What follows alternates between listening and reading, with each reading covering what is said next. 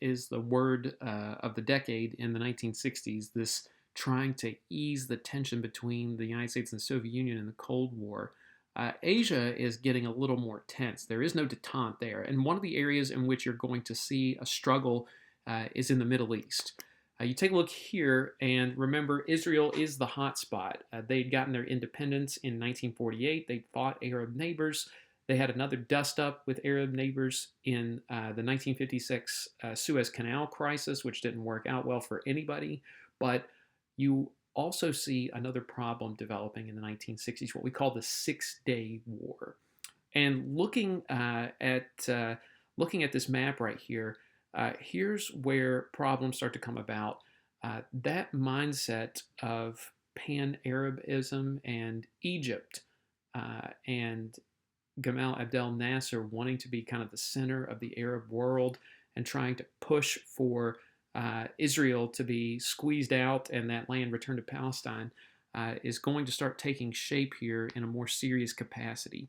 Here's what goes on. If you see right here the Gulf of Aqaba, which is just to the south of Israel, that's an important waterway that takes them out to the Straits of Tiran and to other areas that allow Israel to send and receive goods and services. And they need that shipping lane in order to remain functional as a nation. And they start seeing signs that Egypt is planning an invasion. Egypt cuts off access to the Gulf of Aqaba. They cut off access to the Gulf of Suez, and they start massing troops on the Sinai Peninsula, which you can see there.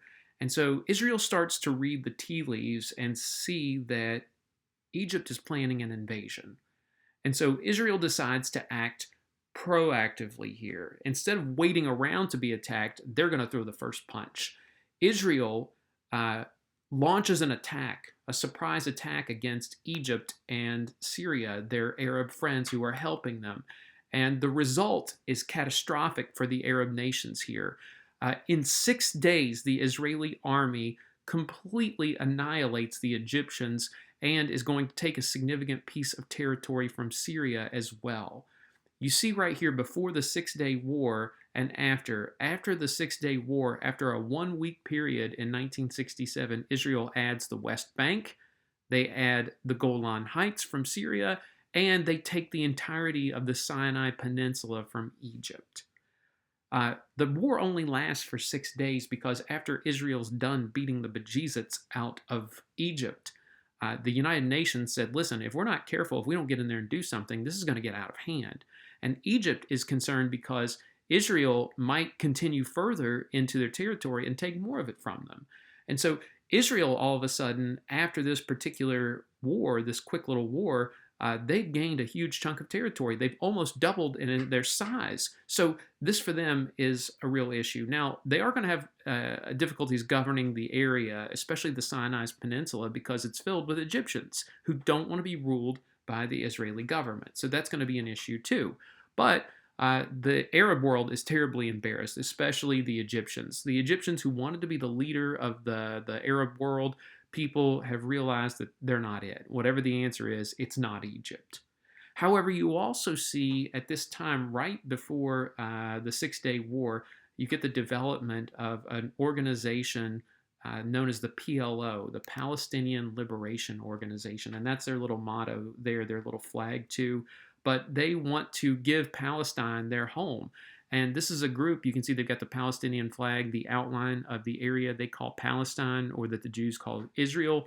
And they start working to bring that land back into their own hands. Now, the PLO initially is a terrorist organization. They believed in using violence to get what they want.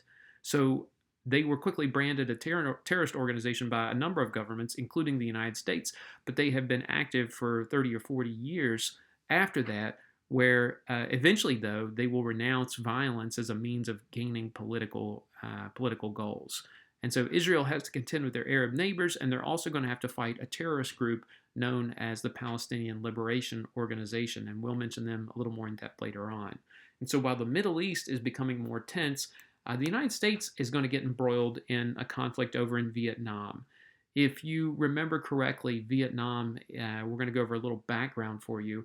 Remember, after World War II, France couldn't hold on to their colony any longer, and the Vietnamese, under the leadership of Ho Chi Minh, kick out the French.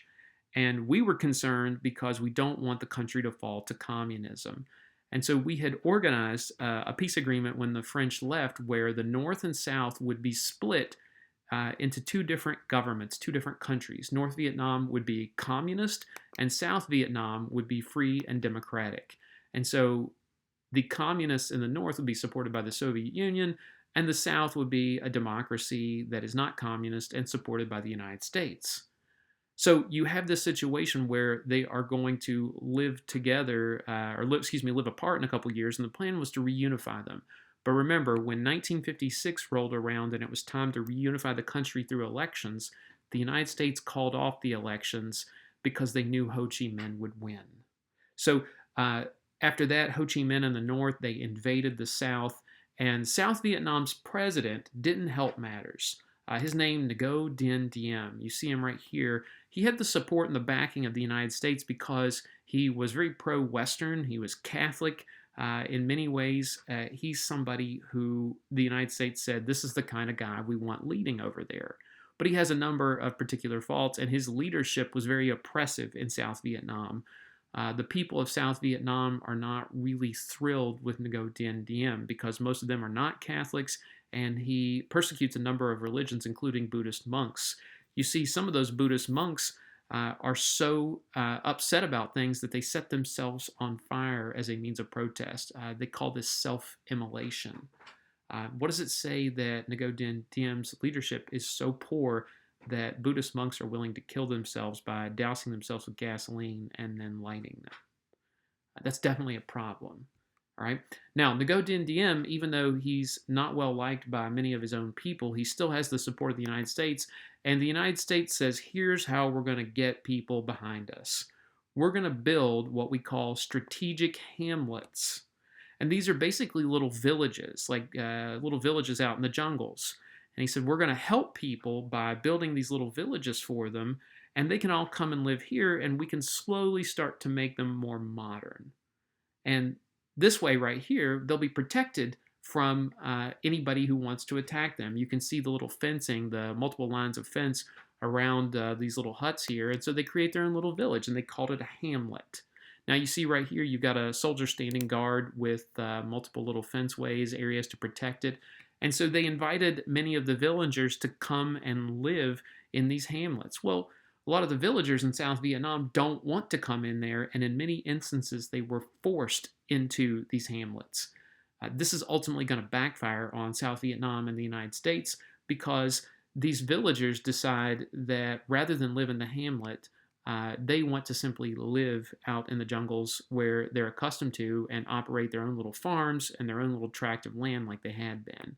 So these farmers form something called the National Liberation Front.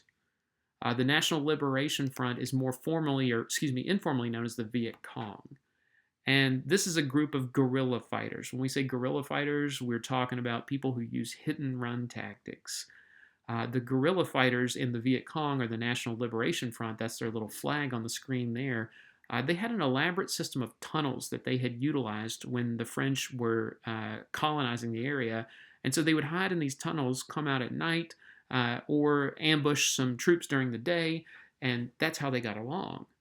And they resented the idea of being forced into these little hamlets. So the Viet Cong basically are a resistance movement, and they are friends to Ho Chi Minh and the communists.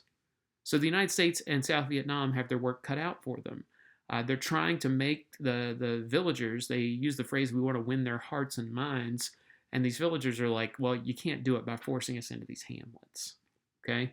Now, mind you, throughout the early part of the 1960s, it's not until 1965 that the United States is going to push more troops, like large-scale troops, foot soldiers in there. We had only sent military advisors to show South Vietnam how to run or operate their military. But it's going to be in the mid-1960s that you're going to see the troop movement escalate and the Vietnam War get out of control.